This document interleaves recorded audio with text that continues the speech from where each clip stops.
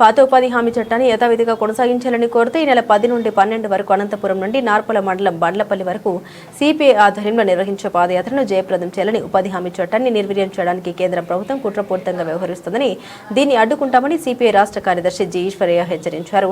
శనివారం సాయంత్రం స్థానిక కాస్మోపాలిటన్ సిపిఐ వ్యవసాయ కార్మిక సంఘం సంయుక్తంగా నిర్వహించిన ఈ కార్యక్రమంలో ఆయన గూడ పత్రిక ఆవిష్కరించారు.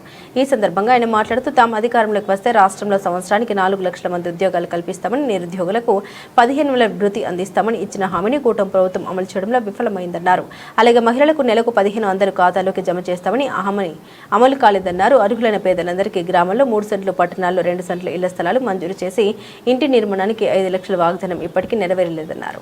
నరేంద్ర మోడీ గారి నాయకత్వంలో జాతీయ గ్రామీణ ఉపాధి హామీ పథకానికి ఈ మధ్యన పార్లమెంట్లో బీపీజీ రామ్జీ అనేటువంటి పేరుతో ఆ పథకం పేరు మార్చడమే కాకుండా గతంలో 90% కేంద్ర ప్రభుత్వ నిధులు, 10% రాష్ట్ర ప్రభుత్వ నిధులు కేటాయించి గ్రామీణ కూలీలకు ఉపాధి కల్పించేటువంటి ఈ గొప్ప పథకాన్ని నరేంద్ర మోడీ గారి ప్రభుత్వం 40% రాష్ట్ర ప్రభుత్వాలు, 60% కేంద్ర ప్రభుత్వాన్ని చెప్పడమే కాకుండా ఈరోజు ఈ పథకానికి ఉన్నటువంటి పేర్లు కూడా మార్చివేసి క్రమక్రమంగా ఈ పథకాన్ని ఎత్తివేయడానికి చేస్తున్నటువంటి కుట్రలో భాగంగా ఈరోజు కేంద్ర ప్రభుత్వం ఇలాంటి చర్యలకు పూనుకోవడం జరిగింది.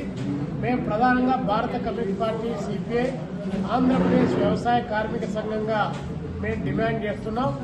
జాతీయ గ్రామీణ ఉపాధి హామీ పథకం కోసం భారతదేశంలో కమ్యూనిస్టు పార్టీలు 62 మంది పార్లమెంటు సభ్యులుగా ఉండి ఆనాటి సోనియా గాంధీ గారు, మన్మోహన్ సింగ్ గారిని నిలవేసి దీన్ని చట్టాన్ని తీసుకొని వచ్చి గ్రామీణ ప్రాంతాల్లో ఉన్నటువంటి కూలీలకు పని కల్పించేటువంటి పద్ధతుల్లో ఈ చట్టాన్ని తీసుకురావడం జరిగింది.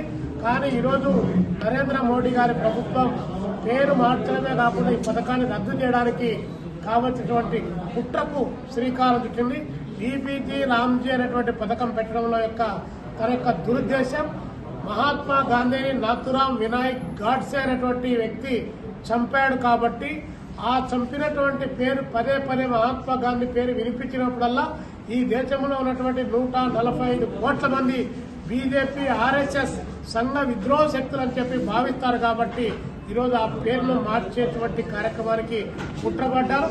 దాంతోపాటు గ్రామీణ ప్రాంతాల్లో ఉన్నటువంటి కూలీలు కారు చౌకగా కార్పొరేట్ కంపెనీలకు తీసుకొని వచ్చేసి పెరుగుతున్నటువంటి నిరుద్యోగతలో భాగంగా గ్రామీణ ప్రాంతాల్లో ఈ పథకాన్ని ఎత్తేస్తే పట్టణ ప్రాంతాలకు వచ్చేసి కూలీ రేట్లు తగ్గించేసి ఈరోజు అదానీ, బదానీ లాంటి కంపెనీలకు కూలీలను తయారు చేసినటువంటి కార్పొరేట్ కుట్ర ఇందులో దాగి ఉందని చెప్పేసి మేము భావిస్తున్నాం.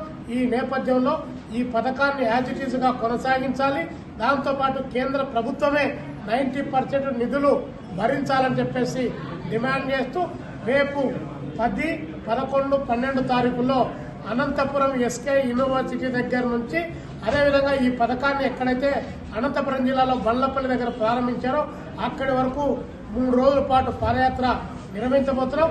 ఈ పాదయాత్రలో వైఎస్ఆర్ కాంగ్రెస్ పార్టీ అదేవిధంగా బీజేపీ మినహా ఇతర రాజకీయ పార్టీలు, వామపక్ష పార్టీలందరినీ కూడా ఆహ్వానిస్తాను. ఈ పాదయాత్రకు భారత communist party CPI general secretary comrade D Raja గారు హాజరు కాబోతా ఉన్నారు. కాబట్టి ఈ పథకాన్ని కొనసాగించాలి. ఈ పథకాన్ని కొనసాగించకపోతే గ్రామీణ పేదలు మరింత దారిద్ర్యంలో వారు బతకాల్సినటువంటి పరిస్థితి వస్తుందని చెప్పేసి ఈ సందర్భంగా చంద్రబాబు నాయుడు గారు, జగన్మోహన్ రెడ్డి గారి యొక్క చేతగారి తనాన్ని కూడా ప్రశ్నించడానికి కూడా మేము సిపిఐగా ఈ సందర్భంగా మేము సిద్ధంగా ఉన్నామని చెప్పేసి తెలియజేస్తాం.